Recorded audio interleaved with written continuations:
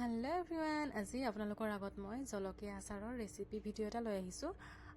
এইবাৰ মই দ্বিতীয়বাৰৰ বাবে বনাইছোঁ জলকীয়া আচাৰটো। আগতে এবাৰ বনাইছিলোঁ কিন্তু সেয়া ইমান ভাল নহ'ল, বনাবলৈ নাজানিলোঁ নেকি।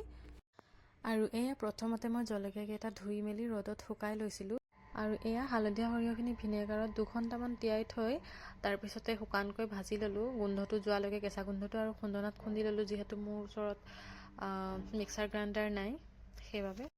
আৰু এইফালে মোৰ প্ৰক্ৰিয়া আৰম্ভ হ'লেই জলকীয়াটোত অকণমান নিমখ, হালধি, ৰেড চিলি পাউডাৰ, অকণমান কালাৰৰ বাবে আৰু এই মছলাটো দিছোঁ। কি মছলা হয় আপোনালোকক জনাম বাৰু। আৰু গৰম কৰি থোৱা তেলখিনি ঠাণ্ডা কৰি দি দিলোঁ। আৰু এইফালে অকণমান ভিনেগাৰ দিছোঁ।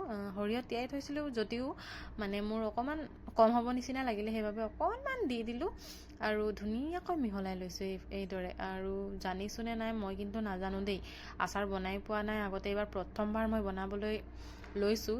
ভাল হৈছে নে নহৈছে আপোনালোকে কমেণ্ট কৰি জনাবচোন। আৰু এয়া ধুনীয়াকৈ মিহলাই লৈছোঁ।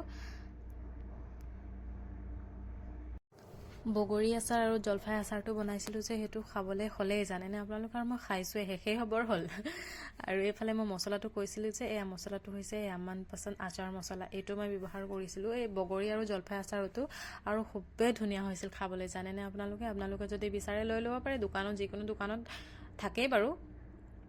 আৰু এইফালে ধুনীয়াকৈ আচাৰটো মই মিহলাই লৈছোঁ। আৰু মই কি বৈয়ামত ভৰাম জানেনে আপোনালোকে, এয়া চাওক, ঘি বৈয়াম। আৰু এই বৈয়ামটোত মই আকৌ এটা আচাৰ থৈছিলোঁ জানেনে, আৰু সেয়া হৈছে আমৰ আচাৰ।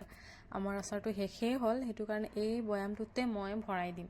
তেল যিহেতু আছে অলপমান, সেইটো কাৰণে মানে ইয়াতে ভৰাই দিম।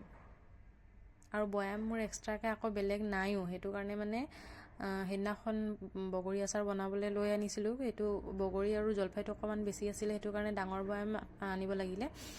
আৰু এইফালে ধুনীয়াকৈ আচাৰ 2টা বৈয়ামত, মই ঘি বৈয়ামত ভৰাই মোৰ আচাৰ ৰেডি হৈ গ'ল। ভিডিঅ'টো কেনেকুৱা